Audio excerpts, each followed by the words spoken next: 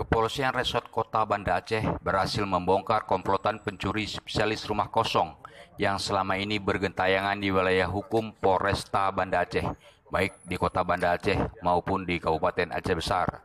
Dalam mengungkap kasus ini, polisi berhasil meringkus 4 orang pelaku dengan puluhan barang bukti berupa laptop, televisi, emas, CCTV, serta 2 unit mobil rental yang digunakan pelaku untuk melancarkan aksi mereka. Selain itu, polisi juga berhasil mengamankan 6 orang penadah yang selama ini menampung barang-barang hasil curian. Kapolresta Banda Aceh, Kombes Pol Trisno Rianto mengatakan sebelum melakukan aksinya, mereka terlebih dahulu mengintai rumah yang dijadikan target.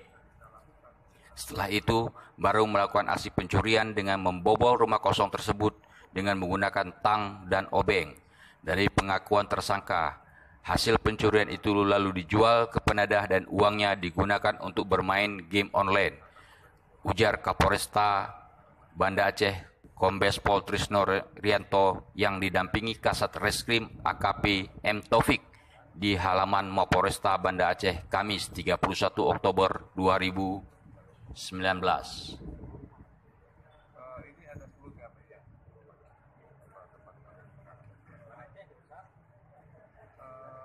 Banda Aceh ada di daerah Trenggalek dan Aceh Besar di Baranajaya, di mana Baranajaya. Komplotan ini, komplotan Pak. Iya, mereka berkomplot tadi belum ada organisasi yang terorganisasi secara belum. Tapi saat beraksi berempat Pak. Enggak, dia berdua, nanti gantian lagi kawan.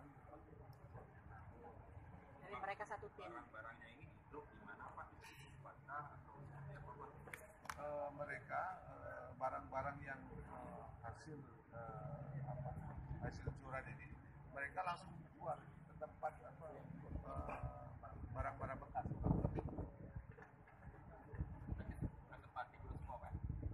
Yang itu sudah dapat Pak? Iya. Bentar Pak.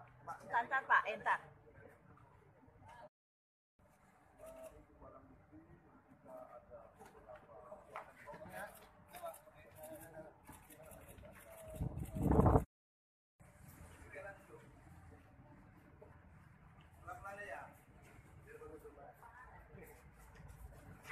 Skenario